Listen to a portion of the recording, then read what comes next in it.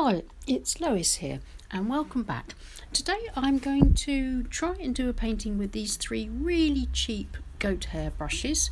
They're by Royal Langnickel and the three of them cost less than a fiver. The goat hair's very fluffy, it's very soft, they've got wooden handles, metal ferrules.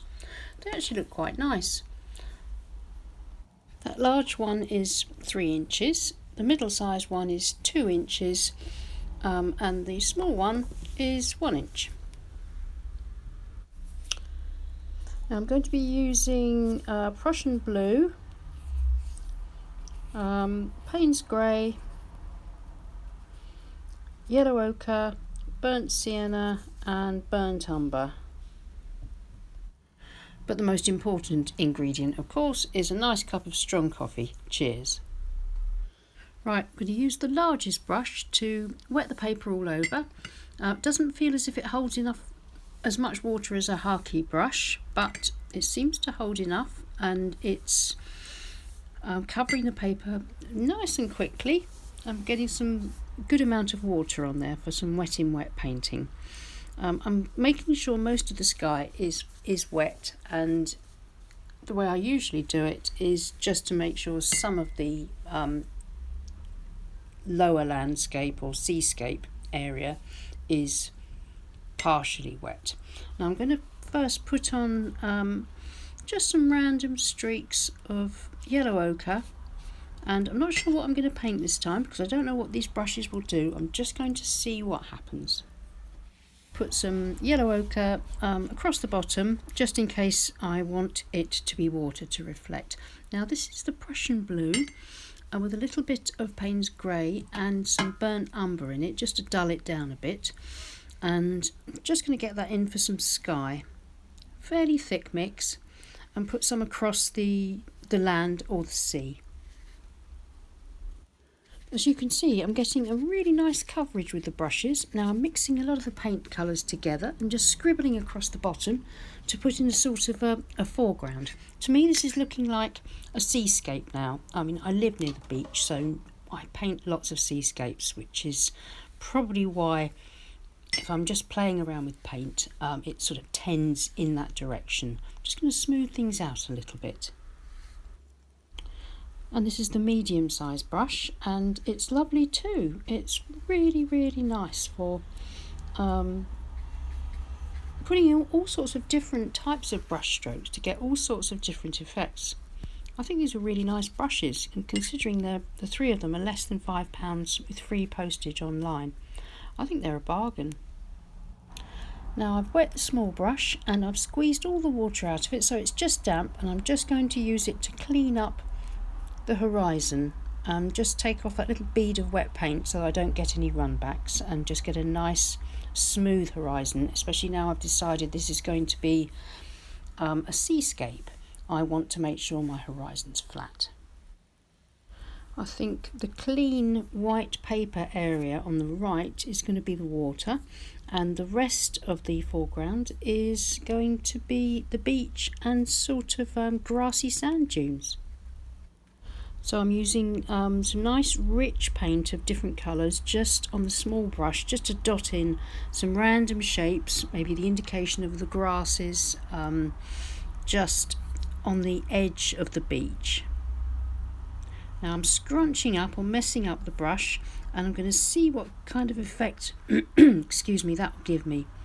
And I think it's in the wet paint. I'm just pulling up the wet paint, I'm not using any paint on it, and I think it's just giving me, if you can see there, some nice diffused soft shapes that kind of indicate where the grasses are growing out, and I quite like that. So I think that will do for the first washes. I think we've got a nicely diffused sky with some good colour variations in it. We've got the potential for a nice bit of sea, and I think the beach is shaping up quite well. So we'll just let it dry now. I'll see you shortly. Right, hello, we're back and it's completely dry. I'm going to now use the medium brush just with a very light weak mix of Prussian blue, and just going to sweep in very gentle, almost sort of dry brush marks just for the water and the sea. I want to leave plenty of white paper on the edges just to give the impression that it's the sea there. Just keeping it nice and light but quite straight across the horizon, keeping it nice and pale. I think I need to add some quite dark contrast, so I'm going to try and put in some dark grasses. Now this is where I'm trying to put in grass shapes with a really dark mix of the Paynes grey and raw umber, but the brush hairs on this goat brush are a bit soft. It's not quite giving me the shape that I need. So for that sort of thing I could do with a stiffer brush, but I'll see if I can sort of like, use a different part of the brush, the tips, in a different way, and just see if I can just get some sort of more grass-like brush strokes. But all is not lost. I think I can rectify that with the card. I think if I use the card, the corner of it, just to etch out and pull some of the paint up into sort of grass-like shapes, I think, and slightly at an angle, sort of leading across the paper, that's looking better. That's more the effect that I was looking for getting with the brush, but it was too soft. But that's looking all right. Scrape out a little bit with the card, just a bit of texture.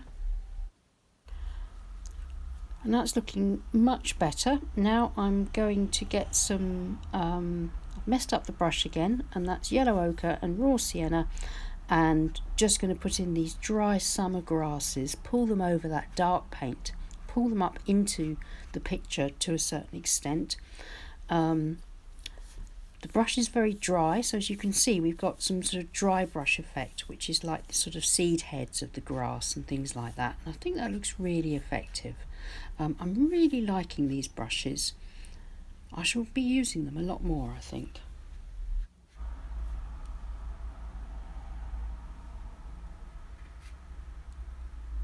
Just a few grass strokes over this side, not as many on this side. I don't want to put the painting out of balance. Now I'm just going to finish it off with the rigger, because those brushes, I can't do small details with those big brushes, and I want to just put a few birds in, just to some seagulls, just to set the scene a little bit.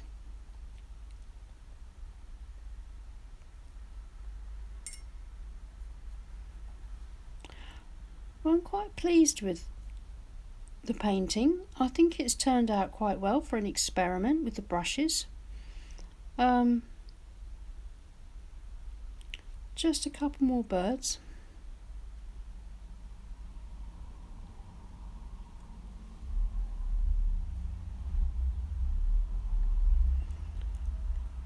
And that's it, finished. So it just goes to show you don't need really expensive brushes. You can paint with just about any brushes, as long as you just get used to the brushes, experiment with them. And these three brushes are highly recommended. I shall put details of them, of what they are, the makes, in the description below. Got some lovely soft diffuse marks. Really pleased with the different mark making capabilities that these brushes have. A beautiful diffuse sky. Really pleased. Well, if you enjoyed this demonstration, please like and subscribe, and maybe click on the bell and you'll get notifications whenever I post. And if you like my style of tutorials, then why not join us on Patreon and follow the link above. But please be aware that if you join now, you will be charged straight away, but then you'll be charged again on the 1st of the month. So if you do join Patreon, then it's best to wait until the beginning of the month. Okay, thanks so much, and I'll see you again soon. Bye.